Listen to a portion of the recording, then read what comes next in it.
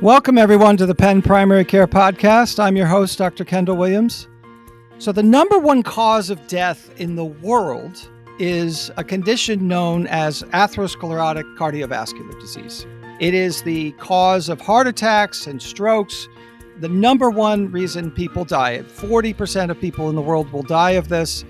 And much of our efforts, therefore, in the primary care clinic are spent towards identifying people who are at risk and managing those risk factors. And we've talked about those issues in prior podcasts. What we haven't talked about is the management of folks who already have significant atherosclerotic cardiovascular disease, who have coronary artery disease, so disease specifically in their coronary arteries. And in order to do that, I brought on two experts at Penn who've really devoted their careers to this phenomenon. Dr. Dan Kolansky is a professor of cardiology, professor of medicine here at Penn. He is the Associate Chief of Clinical Affairs in Cardiovascular Medicine. He is the Director of the Cardiac Intensive Care Unit at HUP. Dr. Kolansky, honored to have you on. Kendall, thanks. It's a pleasure to be here to talk about one of my favorite topics, which is coronary heart disease, prevention and treatment, what we can do to identify it. So glad to be part of it. With us also is Maureen Julien. Maureen is a nurse practitioner at Penn. She's an NP in cardiology. She's worked very closely with Dr. Kolansky, has, a vast knowledge of this area and works with patients every day. Maureen, thank you for being here. Thank you for having me. I'm excited to join Dan and represent the voice of advanced practice. And many of our listeners are advanced practitioners. And let's start with a very basic question, and that is, what's happening in the human body when people are developing cholesterol plaque that may then lead to the blockage of their arteries? Dan, what's happening in that process? Yes, Kendall. So we call this, as you said, atherosclerotic heart disease or coronary heart disease. And as you said, it is the leading cause of death worldwide. We had a nice phenomenon where that trend was decreasing a little bit, but then in the last few years, we've actually seen it increasing again. There's some concern about that. There may be some relationship to COVID, whether it's inflammation or changes in people going to physicians and practices, but nonetheless, it is a concerning uptick. So coronary heart disease or atherosclerotic heart disease is a buildup of plaque, generally chronically, but sometimes acutely, in the coronary arteries, leading to insufficient blood supply, lack of blood supply to certain areas of the heart, leading to symptoms of such coronary insufficiency, which are angina, shortness of breath, sometimes exertional fatigue, and also being a risk factor for the development of heart disease. And so that's it in a nutshell. We often look at this in two sort of large buckets, one being the acute presentation, so patients who present to the hospital or to the clinic with unstable angina or acute myocardial infarction, and we can get into that a little bit later. But the second big bucket is those with chronic coronary artery disease, and they may present either symptomatically or even asymptomatically. And I think that's a large group of patients and people that the primary care group is seeing and needs to evaluate, and we need to look for those folks and identify them because of risk factors, and then to work on strategies for both prevention, treatment, and even detection of coronary disease. One of the analogies I give to patients is this is like rust in cars. A lot of cars are going to develop rust over time. It's kind of a natural process in a sense, but you want to keep it from killing the car, right? And so you have to control it. Dan, I actually want to go down because I have some questions just about cholesterol plaque itself.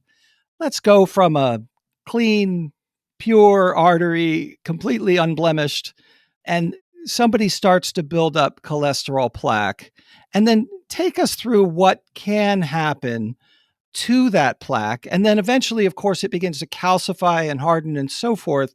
But I want to spend a few minutes just on that plaque itself and how that develops and how it evolves. Sure. So it's a really interesting and good question. So it's the basis for atherosclerotic heart disease. So plaque develops, and we've known for decades now that it happens early in life. There were autopsy studies decades ago, even from the Korean War, showing that 18, 20-year-olds began to have fatty streaks in the coronary arteries. And while those are not obstructive in any way, they're the precursors, right, for what develops ultimately as coronary obstruction. And so those fatty streaks over many years can develop into minor or modest obstruction. We talk about either on an angiogram, something that we call sort of luminal irregularities or mild plaque. And I think for what we're really talking about is 10%, 20%, 30% narrowings in the arteries, clearly not enough to obstruct blood flow to the point of giving symptoms. But as you wisely get at, what happens to that plaque? So there's a couple of courses it can take. It can hopefully be arrested or interrupted if we get to the right preventive therapies, and we'll spend some time on that tonight, having to do with lipid management and blood pressure management. The plaque can slowly progress and become now 50, 70, 90% narrowings, and it becomes more fibrotic, harder, perhaps more calcified, and patients begin to experience typical anginal type symptoms. Or finally, it can result in a plaque rupture, and that plaque rupture is really what is accounting for the acute myocardial symptoms. And when we say plaque rupture, it doesn't have to be the 90% blockage at all. In fact, it's more likely to be the non-critical blockage, 50%, 40% narrowing, where suddenly, because of blood pressure or other stresses, that plaque becomes exposed to all the sticky things in the blood. So the platelets begin to adhere and aggregate and form a thrombus.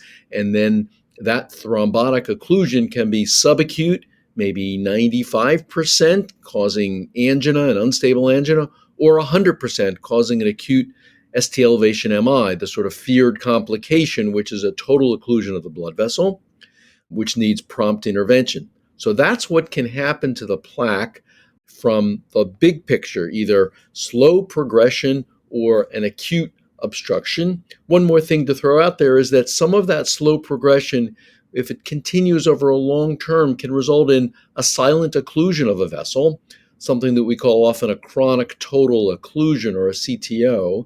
And that may be identified later in its course with angiography or CT scans and represent a silent occlusion or a silent myocardial infarction. So big spectrum of what can happen, and that's why we need to get on this early and treat with preventive therapies and ultimately with other therapies. I think it was a revelation to me to recognize that it wasn't simply the slow buildup of plaque progressively blocking the vessel, but that you could go from 40% and get this plaque rupture that was dramatic. Now, I have this idea in my head that fresher plaque is a little bit more unstable and more dangerous as opposed to more fibrotic calcified plaque. And we're going to talk about calcium scores in a minute. And so I'm constantly having this conversation with patients about the significance of their calcium score. And one of the things I tell them is, the calcification process is actually kind of a good thing. So is that correct, Dan? Yes, that is correct. So just to restate, you're exactly right. And Maureen and I in our practice deal with this frequently, that the idea is that some of the softer plaque that has not been modified perhaps with appropriate medical therapies is at more risk of plaque rupture. So in some cases, we worry a little bit more about the patient with a lot of risk factors, diabetic, hyperlipidemia, soft plaque, 30, 40% plaque, and they're at risk for plaque rupture and acute coronary syndromes, whereas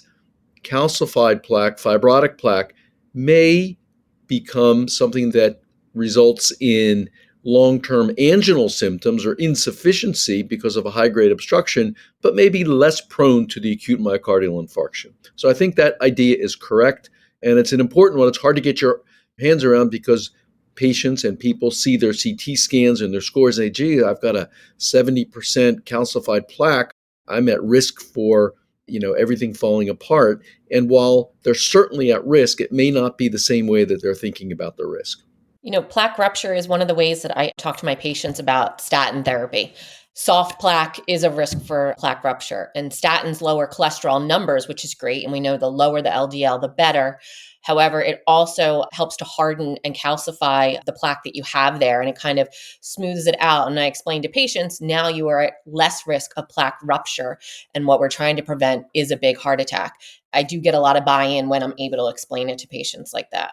I read an article a couple of years ago that said that process of plaque stabilization when you're on a statin happens in about a month or two, that within that period of time, you've stabilized your plaque to the point where at least it's a little bit less risky than it was before. Does that sound right? Sounds about right. And the other thing that unstabilizes plaque can be tobacco. Smoking cessation, makes the plaque more porous and can be more set up for plaque rupture. So I also try to sell that when asking people to quit smoking. That's all absolutely right. And, interestingly, there have been some studies with the early initiation of high dose statin therapy after an acute coronary syndrome, and it does tend to help prognostically. And so I think that idea of early plaque stabilization by high dose statins is a real concept. And so, yes, we encourage that both in the acute coronary syndromes, but also in the office with soft plaque. I think we've seen the same thing in stroke as well, that 80 milligrams of Lipitor started in the hospital. It was a Sparkle trial. I probably may have that wrong, but showed that within the next month, that stroke risk was reduced. So, and that's obviously dealing with the same process. It's just a different organ. I don't want to spend too much time on plaque, but this is the root of the whole thing. And I think understanding this plaque itself is very important to this. But I actually wanted to ask about hypertension because, Maureen, you had mentioned smoking. We know what diabetes is a risk factor for plaque development. High cholesterol is also a risk factor for plaque development. But hypertension, do we understand the process of how, from my understanding, it's an independent predictor, if you will, or independent cause of plaque formation? Is it that it causes stress on the vessel? Do we know why? Yeah, I think that we do believe that it causes shear stress on the blood vessels and leads to increased plaque formation. And so it's critically important to treat hypertension for the plaque aspects. There's also the cardiovascular demand aspects of hypertension and the development of left ventricular hypertrophy from hypertension that also plays a role. So I think, Kendall, to your point, when Maureen and I see a patient in the office, and we do a lot of what people might call just preventive cardiology, but it's all in the same realm of atherosclerotic coronary vascular disease, we go through that checklist of 4 or 5 things with every single patient. So we ask about family history and therefore the genetics that underlie this. And there are certainly people who are more prone to this than others, and we don't entirely understand the genetics, but there's a lot of interesting work being done on that. And we check on hypertension. Obviously, we talk about lipids, we talk about diabetes, smoking, and the last one being exercise. So we go through that checklist in nearly every patient that we're seeing who's at risk for or who has coronary disease. And I think for the primary care physicians and practitioners out there, that's the things to run through in every office visit to make sure that those are being adequately thought about and treated. So we're going to go through a stepwise approach to evaluating the types of patients that we see. We're going to actually start with the asymptomatic, and then we'll talk about the stable and then the unstable, and then give you all a peek of what happens in the cath lab. So I think that my first, as a primary care physician, the most common scenario that I see is I have a patient, I've identified them potentially at risk for atherosclerotic disease. I'm trying to decide on whether I should start a statin often, and I get a coronary calcium score. And that comes back, and, if it's elevated over 100, then I know, there's significant potential coronary artery disease there. And then I may be dealing with a patient who's asymptomatic, but at risk. Maureen, how do you look at these coronary calcium scores in your practice? Sure, we use them a lot. We use it for risk stratification, in patients who are coming looking for opinions about their risk. And a lot of times we have patients coming with that result in hand. The majority of those patients, like you said, are asymptomatic. Any score outside of 0 is actually abnormal. And we tend to have a discussion about that and tend to be aggressive in our lipid lowering and statin use, even for lower calcium scores, but certainly, greater than 100 and then over 300, certainly at higher risk in the short term, 3 to 5 years of a myocardial infarction or stroke. That's good hard data that helps patients to understand risk. That score can be used with the AstroCharm score app calculator and can help give you a risk score over 10 years. That can also be helpful in conversations with patients. I would say almost everybody who comes with an elevated calcium score, whether it's 1 or 1,000, we're talking about statin therapy in our practice. What to do when it is very elevated, certainly when you're over 100 and certainly as you approach, the thousands, we do think even in asymptomatic patients, we really should rule out left main and proximal triple vessel disease. So a stress test in some form is usually where we will go.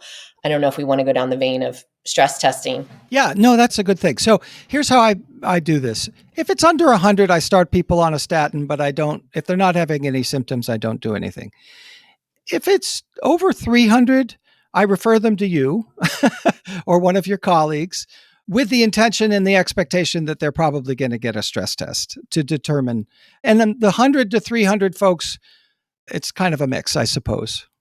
Is that how you do it? Do you stress everybody who's over 300 is my question. So I think that's a really good approach. As we just discussed, any elevation is abnormal and warrants treatment. Above some moderate number like 300, we do stress people. Now, if they're very active and physically fit and don't have any symptoms, you might not do a stress test and follow them and consider them just a higher risk individual, or we might, for reassurance, proceed with a stress test, and sometimes with an alternative that we can talk about at some point, which would be a coronary CTA to give us some information about anatomy. But I think a stress test is the starting point for most of these patients who have moderately elevated risk. We want to get into stress tests, but I have a question here. If you put somebody on a high-dose statin, say you do 20 of Crestor or 40 of Lipitor or 80 of Lipitor, what is your expectation to happen to that patient? Because we talked about that within that 1 to 2 months, they're going to get some plaque stabilization. We know that statins alone lower the risk of MI.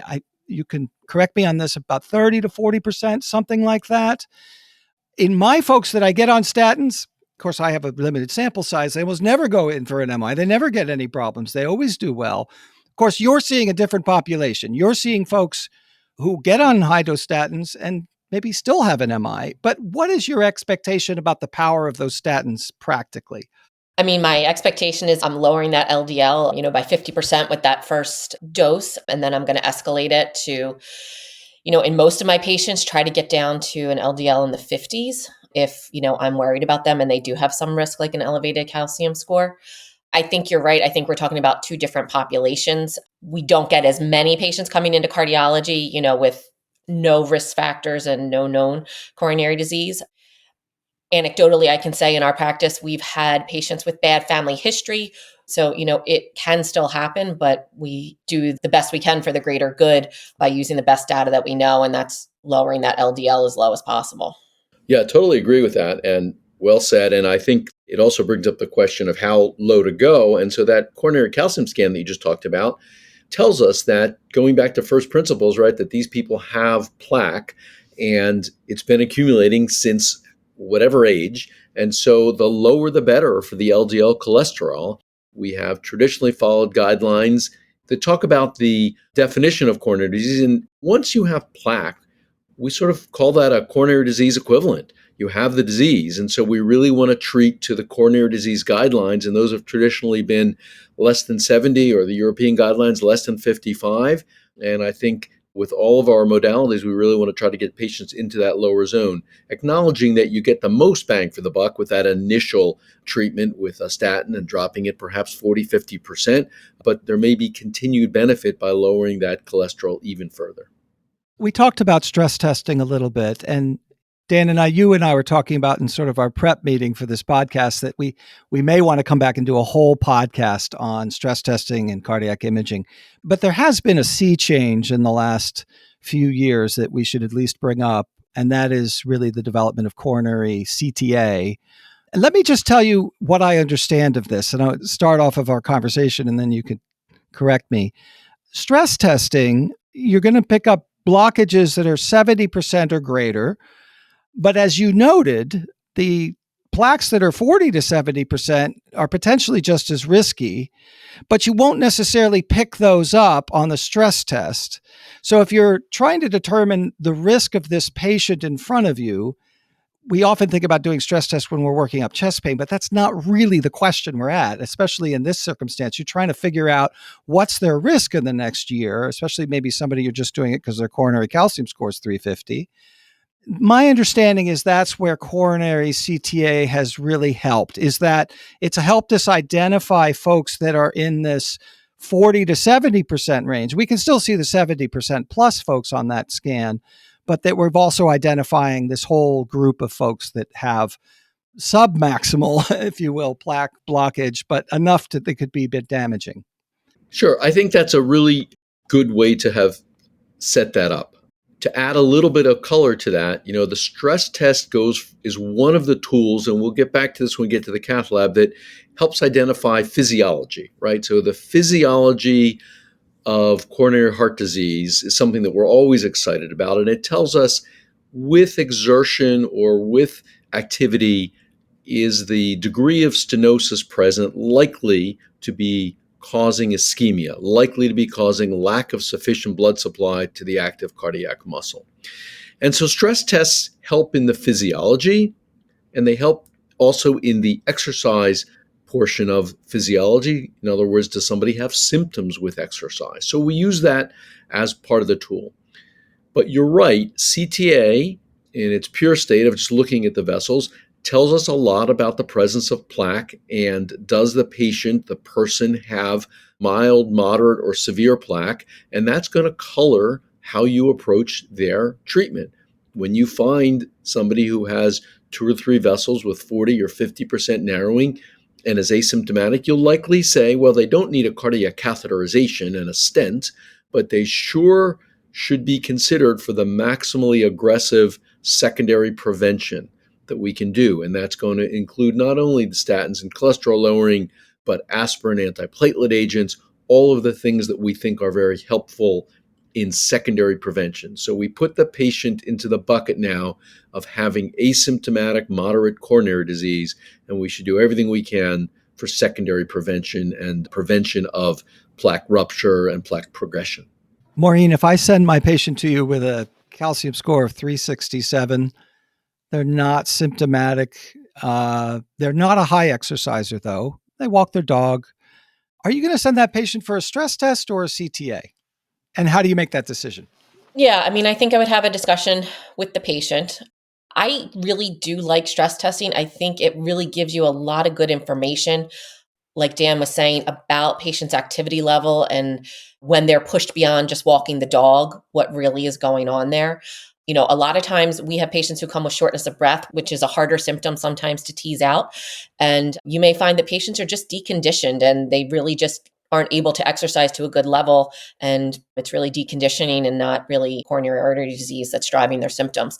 So with 367, with walking a dog, mildly active, I would stress them because I want to know what they're doing on the treadmill and get that information. If the stress test turned out positive, then, we're at the crossroads of a CTA versus a cardiac cath. Is there a situation where that asymptomatic patient, you might go directly for CTA? So let me give you an example. I have a patient, she's 62. She exercises all the time. The calcium score was really high. We don't really know why, because everything else about it is good. Stress testing her is actually going to be a little bit of a problem. It might get hard to get her heart rate up because she's actually pretty fit. So that might be a situation where I might think I would just go right to CTA, just so I want to get to know how much disease she has. But is there any other scenarios where you might go right to CTA? I think that's a really good one. Whenever there's ambiguity as well, patients have had some symptoms that we can't really get our arms around. That might be another helpful scenario. We, in our practice within the last year, have had 2 patients, one of whom had a negative stress test but had some funny symptoms and a high calcium score. And sure enough, the CTA led us to very high-grade proximal disease. And we've had a couple of patients like that. So I think if you're trying to identify, again, it's interesting. This is really, Kendall, an evolving area. So you're on the cusp here and you're out in front. There have been a couple of big European studies now that have suggested that the early identification using CTA as a first modality in such patients leads to better outcomes. So you might ask, well, why? It doesn't cure anything. And I think part of it is that when you identify 30, 40, 50% narrowing, you're much more likely to get onto aspirin and to anti-lipid agents. And that's in fact what was shown in the European studies, so that you're ultimately getting to a much faster treatment effect when you start with a CTA. So I think you're right on the cutting edge of what's being done. We used to use it primarily to rule in or out coronary disease in low risk patients, primarily in the emergency department settings. And you're familiar with that. You've seen patients go to the ER, they have some atypical chest pain, they can get a CTA in 30 or 60 minutes. There's no obstructive disease, home they go, and that's great. But now it's become more sophisticated, and so we do use it in settings like that. So that's the asymptomatic population. And the symptomatic population are going to present with chest pain, chest discomfort, chest discomfort with exertion, shortness of breath, and so forth. And, traditionally we've divided those into stable versus unstable angina versus NSTEMI versus STEMI. I think one of those categories may be sort of fading away. The stable folks are the folks that have predictable chest pain with a certain level of exertion, and you're comfortable that it's stable. The NSTEMI folks are people who present with non-ST elevations on their MI. Maybe it's better to talk about the STEMI people first, because the others are just the NSTEMI, who have troponin rises and symptoms. And so those are, if they have ST elevation MI or ST elevations, they're an ST elevation MI. If they're not, they're NSTEMI. Now, the other category I learned was unstable angina, but with the increasing sensitivity of troponins, does that category even exist anymore, Dan? It does, Kendall. So what we're talking about is, just to put a little information around this, is the high sensitivity troponins, which over the last 5-6 years have replaced the traditional troponins. And they will pick up any degree of mild myocardial cell stress and damage. So there are many scenarios where you can have what's referred to as myocardial injury without really being an MI. And that can come from a variety of cardiac stresses. So hypertensive crisis, congestive heart failure with an exacerbation, certainly in people who have some degree of renal insufficiency and they don't clear the troponins as easily. All those will yield a mild or modest elevation in troponin, and we have to be careful not to lump all of those into an acute MI category. We don't see this so much in the office and the primary care group, but we do in the emergency department and in the hospital. But nonetheless, we know, and your folks will see this, that if a patient comes in with chest pain, there are now rapid rule-out protocols. So 1 hour negative high sensitivity troponin or troponins over 3 hours that are negative, that can rule a patient out from the acute syndrome and then get out of the hospital, out of the ER, and can work them up appropriately. The ones with the moderate elevation, it comes back to first principles. What are the symptoms really doing? Is it the patient that you're suspicious, right? They do have some risk factors. They're a diabetic. They have some atypical but ongoing symptoms with exertion. They're recent, they're progressive. They have a little bit of a high sensitivity troponin rise. That's the unstable angina. We can call it a non-ST elevation MI, but that's probably the best term for that, is the acute coronary syndrome, somebody where there is probably some degree of plaque rupture or thrombosis going on and having chest discomfort, maybe a high-grade stenosis, and those people need attention. Let's talk about the NSTEMI folks. These are the folks that come with symptoms. They have a troponin rise. They're not an ST elevation MI. I'll actually just back up and frame this, Dan, of, who's going to end up in your cath lab? Well, the STEMI folks are going to your cath lab, so we don't really need to talk about them anymore. It's the NSTEMI folks and the stable folks that we have some confusion about. So when do you cath the NSTEMI folks? What is driving that decision? Right. So we've switched gears a little bit now from maybe the office population to somebody where they've called the office and said, I've been having symptoms for a couple of days, and you say, you better get to the emergency department because we don't want to miss an acute coronary syndrome. So they show up now, and they are an acute coronary syndrome. They have a little troponin rise or certainly progressive symptoms. The truth is that the majority of those patients in the U.S. in our current care do make their way to the cath lab. Now, you have to frame it. You have to ask the question, are they appropriate for cath and intervention, or should we start with a little bit of medical therapy? So all those patients get an antiplatelet agent, perhaps a beta blocker to decrease their cardiovascular demand. Maybe they get an anticoagulant for the first 24 hours. And if they completely cool off and they don't have high-risk features like ongoing symptoms or ST depressions on ECG, and they have normal LV function on an echo, well, they might go into the lower risk category, but still acute coronary syndromes. So there may be some who you will defer a cath. In the old days, we would sort of maybe give them a couple days and then do a stress test, and only if that was positive, go to the cath lab. I think these days we much more frequently go earlier to the cath lab, try to identify high-risk plaque, knowing that we can potentially treat it with coronary stenting, revascularization, or exclude it and then just get them onto the appropriate medical therapy. Is there a role for CTA in this situation where you're trying to decide do they need a diagnostic cath? So I think in the acute setting, unless you're really trying to rule in or out, like you're just not sure, is this coronary disease or is this hiatal hernia or musculoskeletal or something else? That's where it's helpful. If you've convinced yourself that there's a high probability that this is coronary disease and that there's troponins or EKG changes involved, then I don't think a CTA adds very much, because you're going to get that information from a coronary angiogram in the cath lab. In the outpatient setting, as we've talked about, there are lots of reasons where you could do a CTA, and in the low-risk patient with chest pain, I think is another good area to do that in. Yeah, Dan, the last one I want to talk about is these stable folks, and I actually share at least one patient with you, an older gentleman who appears to have stable angina. I think he's in his 90s. And I'm always saying, when should we cath him? Should we cath him? I constantly, and I know that's the decision you go back and forth with, but your tolerance of risk is greater than mine. I think, because I always want to say, let's just open that vessel and get rid of this problem. But what about that stable patient? I think, Kendall, it goes back to the first things that you brought up on this podcast, which is what's the nature of this coronary disease? So you've decided it's not a plaque rupture, it's not an acute problem, but it's perhaps a chronic or progressive problem. And then we get to how much can medications relieve the symptoms, and also, is this causing other problems? Is there a deterioration in left ventricular function? Is there shortness of breath and congestive heart failure? Those are higher risk features that would make us go for an intervention.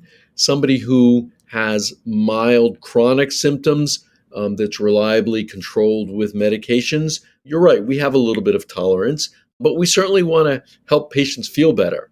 Now, the kind of scenario you brought up, we also have to balance risks, right? Now, there's not a lot of risk with our interventions in the hospital or in the outpatient cath lab, but there's nothing we do in medicine that doesn't carry some risk when it comes to invasive therapies. So we look at renal function, we look at age, we look at vascular disease, we look at stroke risk, and we try to balance that. And we'll see if he does need another cath in his mid to late 90s or not. That would certainly be something we wouldn't have considered decades ago. But I think the field has expanded, and we're all about, helping people live a fulfilling life with less pain and less risk. So if that's appropriate and there's good conversation with the patient and his or her loved ones about it and about the risks, then we're willing to consider that as well. I think that's the important point with this, with chronic stable angina, is that it really is about their symptoms and quality of life. It's not a life-saving procedure. So really having that shared decision-making discussion. And if the patient is risk averse and content with their quality of life and, using nitroglycerin, PRN, sometimes that's an okay place to stop. Do you sometimes think in your head, listen, I've had this person on high-dose statin for 10 years. I can see there's this very heavily calcified plaque. It's a stable situation. Is that kind of something that goes into it? It's all calcified, basically. So less risky situation. Yeah, I guess we can never really know, what plaque will turn into a plaque rupture. But as we've talked about, the softer plaques that haven't been treated are the higher risk. But there's entire conferences called the vulnerable plaque, people talking about how can you anticipate which plaque, will become unstable.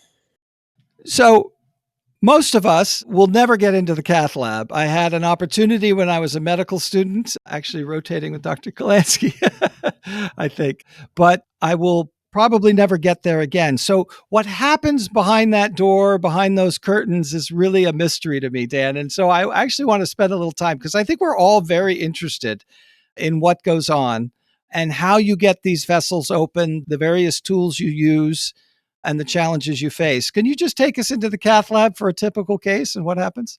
Sure, I'd love to. And Maureen can add a little bit of the flavor of how the patients are handled in the pre and post procedure areas as well, which is important to your audience. So in the cath lab, we have the great privilege of doing both diagnostic and at times therapeutic work to really help patients.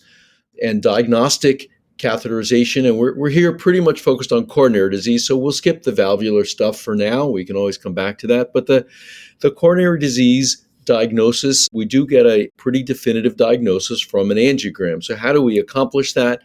As you went through this, and perhaps some of the older members of the group, you'll remember femoral access and lots of bleeding and that kind of concern. Things have gotten better over the last 20 years. Probably the great majority of our access is through the radial artery. It's smaller, it's less prone to bleeding, and consistently patients prefer that. And patients typically come in and say, can you use my wrist for the catheterization? And the answer is generally yes. There are obviously a number of occasions when we can't. The vessel size is incorrect for us, or there's tortuosity, or there are other reasons that patients can't use a radial approach, in which case we use a femoral approach. And I think that's improved as well, and there's less bleeding and pain and complication. So patients come in, and we generally look at it as an outpatient procedure. They come in the morning or the afternoon, and increasingly there's less focus even on being NPO for 12 hours like there used to be. There's several studies now that have shown that really you can eat up until about 2 hours before a procedure, and the anesthesiologists have bought into that. That prolonged NPO is no longer necessary. Patients come in, we meet and greet them in the preparation area. We make sure that their typical labs are okay. We think about things like renal function, and assuming all that's a go, we typically bring them into the cath lab, give them a little bit of sedation using agents like Versed and fentanyl. So patients are awake, but it's conscious sedation monitored by an experienced nurse, generally safe.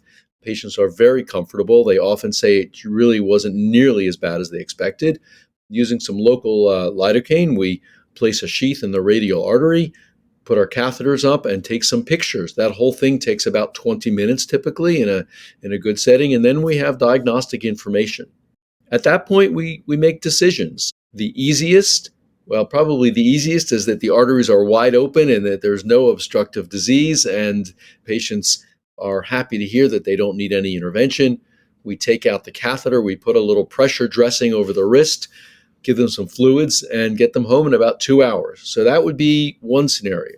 Another is that we identify one or another obstructive blockages, and we say this is consistent with that stress test that Dr. Williams ordered a while ago, and it shows lateral or anterior or inferior ischemia, and there's an obstructive lesion, and it looks like it's something that we can treat with a balloon and a stent, and we go forward and we can talk more about that, and we place a stent.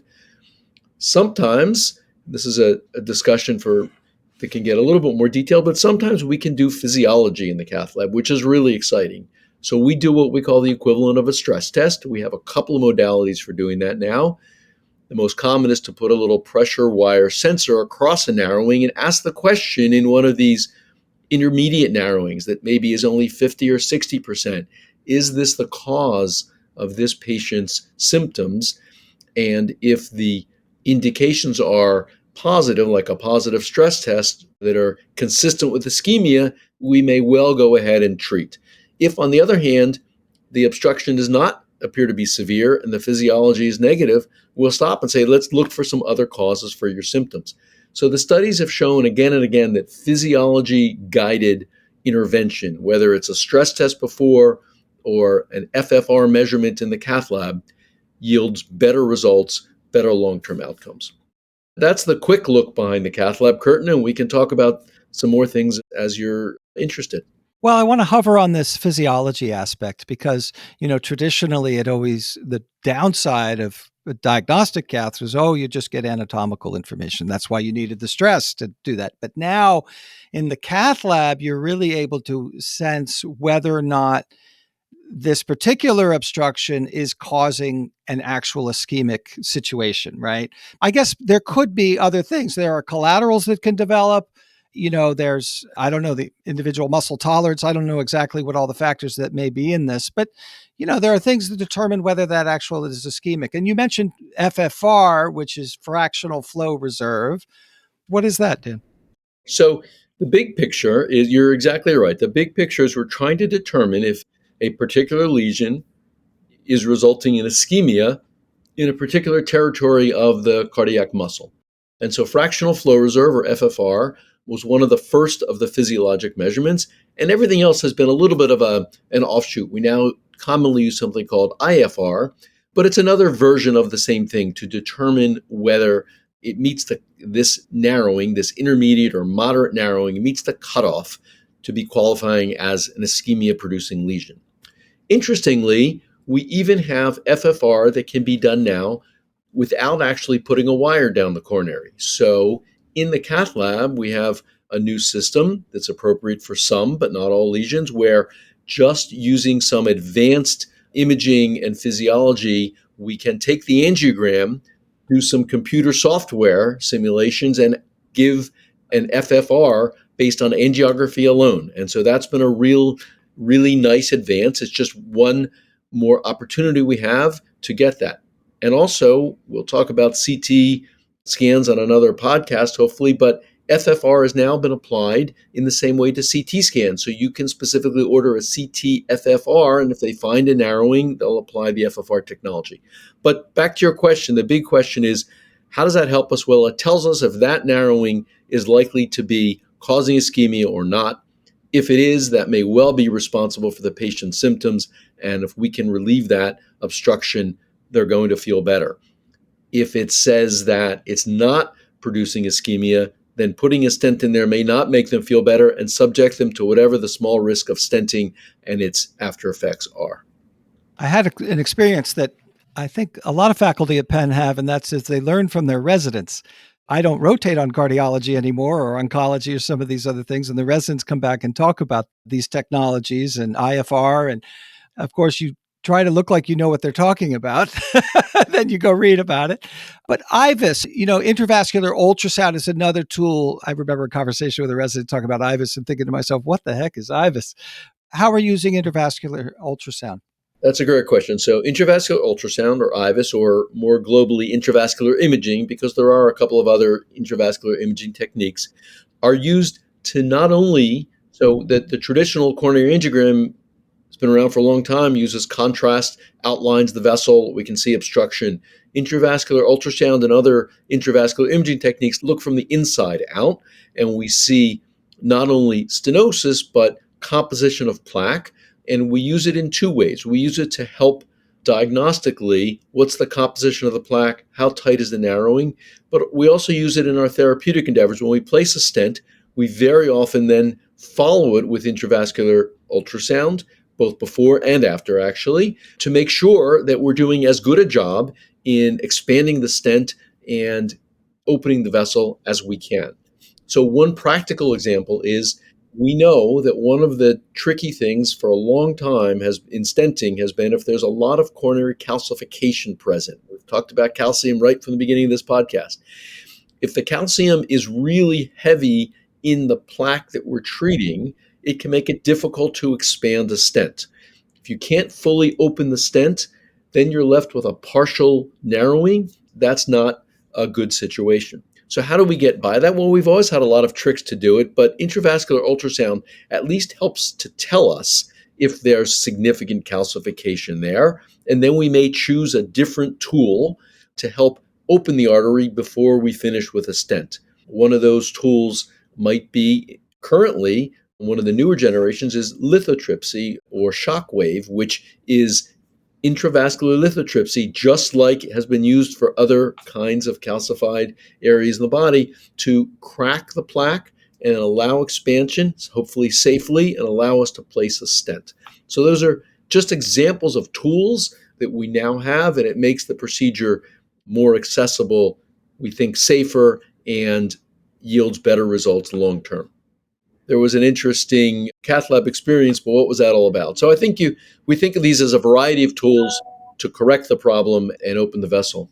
I would turn to Maureen for a second and just ask her to talk a little bit about the patient experience with the cath and the post-cath management, because she's the one that often gets those phone calls. Hey, I was in the cath lab yesterday. What are some of the things that we're thinking about now? And you'll get them in your office practice as well. Yeah, I think a lot of the patients, go through without any sort of complications or complaints. I think we get a handful of people who will call with some soreness, tenderness, swelling at the cath site. And, we talk through that. Sometimes we'll see them in the office. Most times we're able to just kind of follow it and, don't need to do any sort of imaging. If we are concerned, certainly we bring them in for ultrasound. We want to rule out a pseudoaneurysm or an AV fistula and correct that if we do find that. I will say, in my 20 plus years dealing with interventional cardiology, the risk of pseudoaneurysm and AV fistula has dramatically gone down since we've been using radial artery primarily. Certainly don't get as many of the vascular complications as we used to in our earlier days. If patients are stented, guidelines suggest that patients should go to cardiac rehab. So that's certainly part of our post-procedure management. Patients who go to cardiac rehab, I tell them do better, live longer. So that usually is motivation enough for them to do that. They're qualified for 36 sessions, 12 weeks, 3 times a week. Penn has a facility down at Pennsylvania Hospital, but we certainly use local facilities as well, whatever is convenient so that the patient can get there. The majority of the patients do really great without a lot of complaints. We see them in the office and hope for symptom resolution. Sometimes, we have to tease out some kind of post-procedure symptom. Rarely are they related really to a real issue that needs to be addressed, kind of going back to the cath lab. So yeah, patients generally do really, really well and are back to themselves within 2 days, back to regular work and, whatever exercise they want to be doing. Then we're into this whole area of secondary prevention. How can we keep those vessels from clogging back up again, keeping those stents open and so forth? So for that discussion, we're going to have to bring you back because I was too long-winded in my questions. This is actually too fascinating an area to cover in just one podcast. This is such an important area. It's so much a part of what we do as physicians. As we said, it's the most common cause of death in the world. So spending a couple of podcasts really going over it is, I think, well worth the time. We're game. We'd be delighted. I will say, I think there will be some takeaways for the primary care group that we really would like to impart, having to do with duration of antiplatelet therapies and which therapies and how aggressive to be with cholesterol lowering. And there are just so many new, you've had Dr. Soffer and others on the podcast. There are so many new approaches to lipid lowering that we incorporate into our practice that we think is just so important. But I think as a primary care physician and primary practitioner, we want to get the word out that lipid lowering, attention to risk factors are important, and antiplatelet therapy is important. And delighted to talk about that and types of stents and all the ramifications during part 2. Yeah, that's great. So this patient we've been following through in this podcast will now come back into our practices, and we'll be sharing them with cardiology and trying to figure out the best approach moving forward. That's going to be part 2. Thank you, everyone, for joining the Penn Primary Care Podcast. We'll see you again for part 2.